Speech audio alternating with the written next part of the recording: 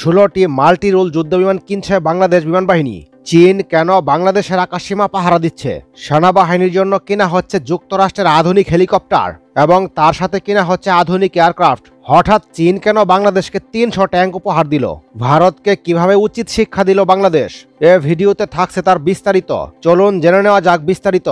দেখুন, চীন থেকে বাংলাদেশ 16টি জেট এনসি যুদ্ধবিমান কিনবে, এটা কিন্তু ভারতের জন্য যতটুকু ভয়ের কারণ, তার চেয়ে বেশি ভয়ের কারণ কিন্তু চীনকে নিয়ে। কারণ চীনের সঙ্গে বাংলাদেশের যে সামরিক সম্পর্ক তৈরি হবে, এটা কিন্তু কোনোভাবেই মানতে পারছে না ভারত।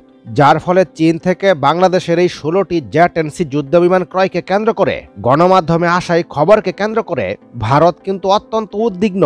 ইতিমধ্যে কিন্তু বাংলাদেশের এমন কোনো যুদ্ধবিমান নেই যা দিয়ে ভারতের সঙ্গে লড়া যাবে। তবে ভারতের জন্য দুঃখের বিষয়, বাংলাদেশের সঙ্গে 16টি জেট এনসি যুদ্ধবিমান ডিল করার মাধ্যমে চীন কিন্তু বাংলাদেশের আকাশসীমা পাহারা দিচ্ছে। বাংলাদেশ বিমান বাহিনী প্রধান air chief marshal Hasan Mahmud Khan তিনি তার বক্তব্যে বলেছিলেন, শীঘ্রই বাংলাদেশ মাল্টিরুল কম্ব্যাট এয়ারক্রাফট ক্রয় করবে। আর তারই সূত্র ধরেই চীন থেকে আনা হচ্ছে 16টি জেট এনসি যুদ্ধবিমান, যেগুলো মাল্টিরুল কম্ব্যাট এয়ারক্রাফট। ভারতের রাফাল যুদ্ধবিমানের সাথে চীনের তৈরি এই জেট এনসি যুদ্ধবিমান যুদ্ধে কতটুকু লড়তে পারবে, এটা নিয়ে ভারত যতটুকু উদ্বিগ্ন, তার চেয়ে বেশি উদ্বিগ্ন এই সুযোগে চীন বাংলাদেশের আকাশসীমায় প্রবেশ করে বাংলাদেশের আকাশসীমা সুরক্ষা দিচ্ছে। ভারতের জন্য কিন্তু এটা বড় একটা হুমকি, যার কারণে বাংলাদেশকে নয়, তারা চীনকে ভয় পাচ্ছে। এখানে আরেকটি প্রশ্ন থাকতে পারে, চীন কেন বাংলাদেশের আকাশ পাহারা দিচ্ছে? তাদের লাভটা কি? আসলে এটি একটি কৌশলগত সহযোগিতার অংশ। চীন ও ভারতের মধ্যে প্রতিদ্বন্দ্বিতা বেড়ে যাওয়ায় এখানে কিন্তু বাংলাদেশকে ট্রাম্প কার্ড হিসেবে বেছে নিয়েছে চীন। অপরদিকে ভারতের সঙ্গেও বাংলাদেশের সম্পর্ক ভালো নয়, তাই বাংলাদেশও এই সুযোগে ভারতের সঙ্গে খেলতে চায়। আর এই সুযোগটাকে কাজে লাগাচ্ছে চীন এবং বাংলাদেশ, যার কারণে তারা এক জোট বেঁধে ভারতকে কাউন্টার করছে। অপরদিকে পাকিস্তানও কিন্তু ফাঁকা মাঠে গোল দেওয়ার জন্য পুরোপুরি প্রস্তুত।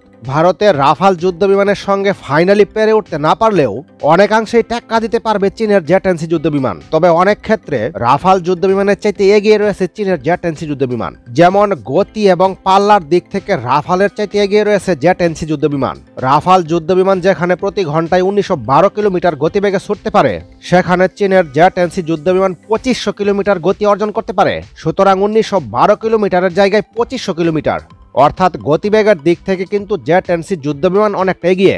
তবে ওজন এবং অস্ত্র বহনের দিক থেকে রাফাল যুদ্ধবিমান কিছুটা এগিয়ে।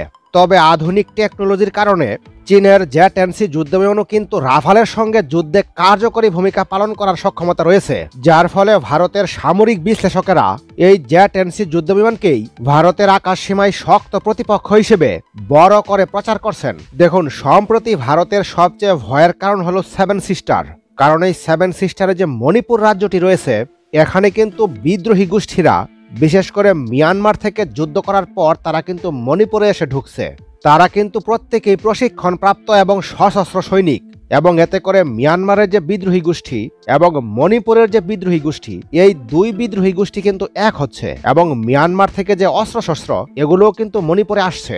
মিয়ানমারের বিদ্রোহী গোষ্ঠীকে অস্ত্র দিয়েছে চীন।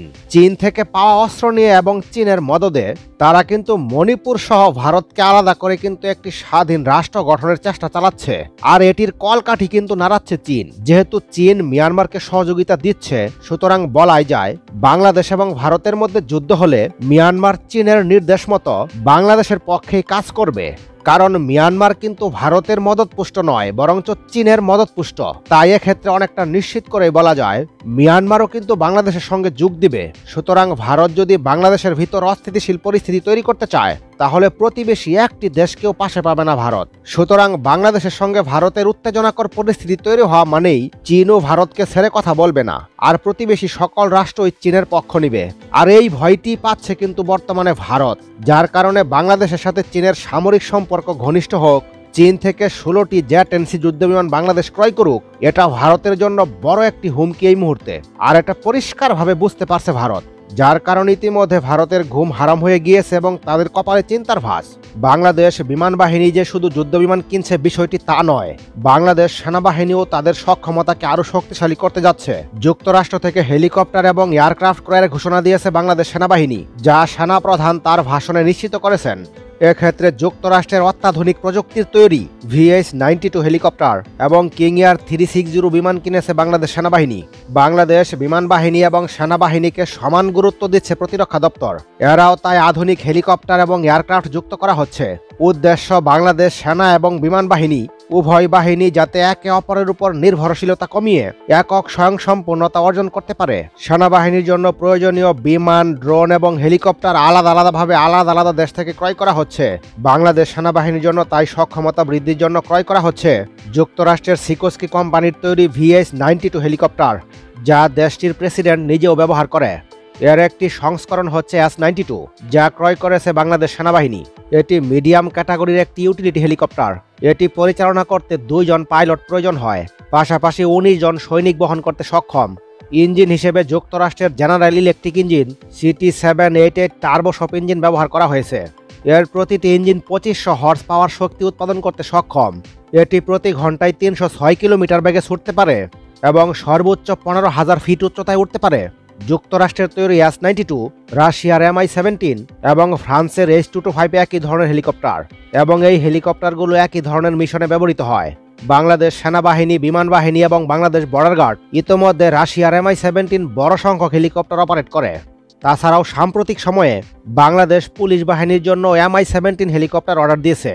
পার্বত্য চট্টগ্রামে মিশন পরিচালনা করার সময় রাশিয়ার Mi-17 হেলিকপ্টার সকল আবহাওয়ায় সামঞ্জস্যপূর্ণ নয়, যার ফলে এই ধরনের মিশন পরিচালনা করতে এবং Mi-17 হেলিকপ্টার থেকে বেশি সুবিধা পাওয়ার জন্য যুক্তরাষ্ট্রের তৈরি এই হেলিকপ্টার কেনা হয়েছে। শুধু যে বিভিন্ন মিশনে পারদর্শী তা নয়, যুক্তরাষ্ট্রের হেলিকপ্টার 40 থেকে 50 বছর পর্যন্ত অপারেট করা সম্ভব। সেখানে রাশিয়ার তৈরি হেলিকপ্টার 30 বছরের বেশি অপারেট করা ঝুঁকিপূর্ণ। সুতরাং সকল দিক থেকে সঠিক সিদ্ধান্ত নিয়েছে বাংলাদেশ সেনাবাহিনী। তবে এই ধরনের কয়টি হেলিকপ্টার কিনেছে তা প্রকাশ করা হয়নি, তবে আনুমানিক এর সংখ্যা 6টি হতে পারে। সেনাপ্রধান জেনারেল ওয়াকারুজ্জামান নিশ্চিত করেছেন, হেলিকপ্টার ক্রয়ের পাশাপাশি যুক্তরাষ্ট্রের কিং এয়ার 360 বিমান কিনেছে বাংলাদেশ সেনাবাহিনী। এই বিমানটি ছোট আকারের এবং 2টি টার্বোশপ ইঞ্জিন দিয়ে পরিচালিত হয়। এই বিমানটির সর্বোচ্চ রেঞ্জ ভার্সন ভেদে 3000 থেকে 5000 কিলোমিটার। বাংলাদেশ সেনাবাহিনী এখন পৃথিবীর বিভিন্ন দেশের সাথে যৌথ মহড়া পরিচালনা করে। এজন্য চীন, পাকিস্তান, থাইল্যান্ড, ওমান, সংযুক্ত আরব আমিরাত এবং ইন্দোনেশিয়ায় যেতে হয়। দেখুন, এখানে আরেকটি গুরুত্বপূর্ণ খবর জানানো দরকার। হঠাৎ চীন কেন বাংলাদেশকে 300 ট্যাঙ্ক উপহার দিচ্ছে? বাংলাদেশ যদি চীন থেকে VT-05 ট্যাঙ্ক ক্রয় করে, তাহলে চীন বাংলাদেশকে পুরনো 300টি টাইপ 59 ট্যাঙ্ক উপহার দিবে।